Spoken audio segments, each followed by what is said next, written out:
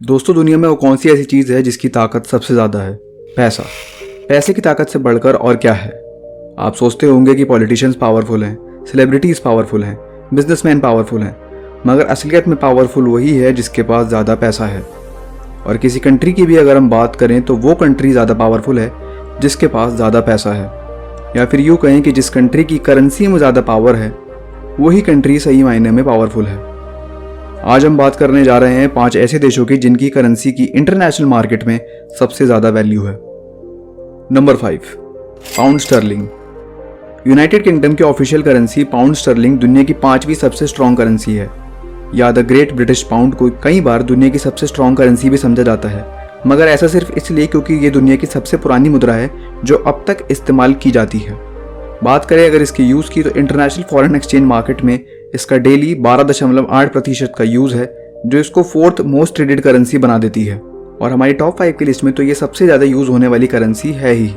US dollar से इसके exchange pair को केबल कहा जाता है, यानी एक US डॉलर के बदले आपको जितने पाउंड्स मिलेंगे उसका रेशियो केबल कहा जाता है, और इसका रेशियो है 0.75, यानी एक US डॉलर के बदले आपको मिलेंगे 0.75 पाउंड्स। यूरोपियन यूनियन से ब्रिटेन के निकल जाने के बाद पाउंड की वैल्यू में काफ़ी गिरावट आई है, मगर लंदन आज भी दुनिया का फाइनेंशियल हब है। नंबर 4, जॉर्डन दिनार। जॉर्डन की नेशनल करेंसी दुनिया की 4थी सबसे स्ट्रॉन्ग करेंसी है। ये करेंसी जॉर्डन की ऑफिशियल करेंसी 1950 में बनी थी, जब इसने पैलेस्टीनियन पाउंड को रिप्लेस कर दिया था। जॉर्डन की सरकार ने अपने फॉरेन एक्सचेंज रेट को एकदम फिक्स रखा हुआ है, जिसकी वजह से इस करेंसी की वैल्यू इतनी ज़्यादा है। जॉर्डन अपने ऑयल एक्सपोर्ट्स पर ज़्यादा निर्भर नहीं करता क्योंकि इसकी इकोनॉमी मल्टीपल सेक्टर्स में डिवाइडेड है, और इसी वजह से ये अपनी करेंसी को इतना ज़्यादा पावरफुल बना लेते हैं।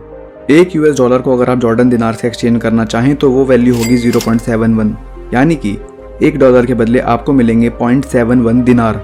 Number 3, Omani riyal. ओमान की नेशनल करेंसी ओमानी रियाल या OMR है दुनिया की तीसरी सबसे स्ट्रॉन्ग करेंसी।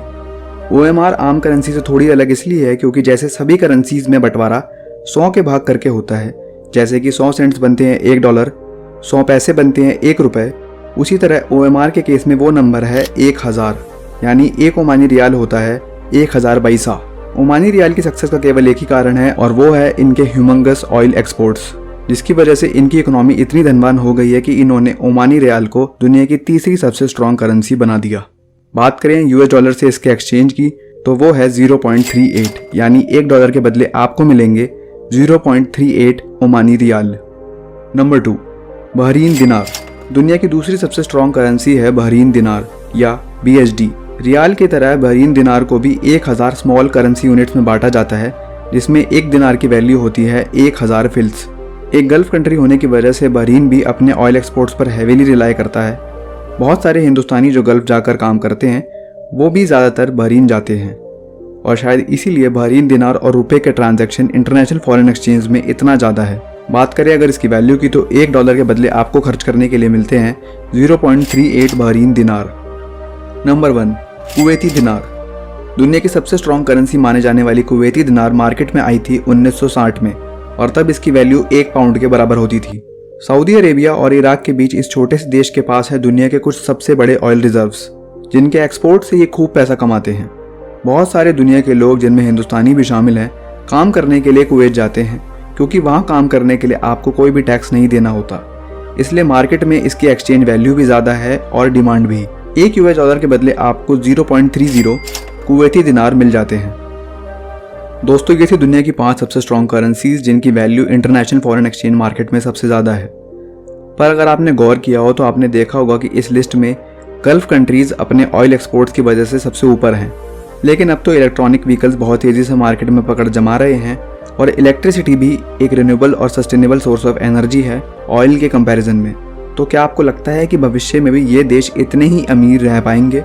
हमें कमेंट करके ज़रूर बताइए। ये वीडियो अगर अच्छी लगी है तो इसको लाइक और शेयर ज़रूर करें, और जाते जाते चैनल को सब्सक्राइब करना ना भूलें। धन्यवाद।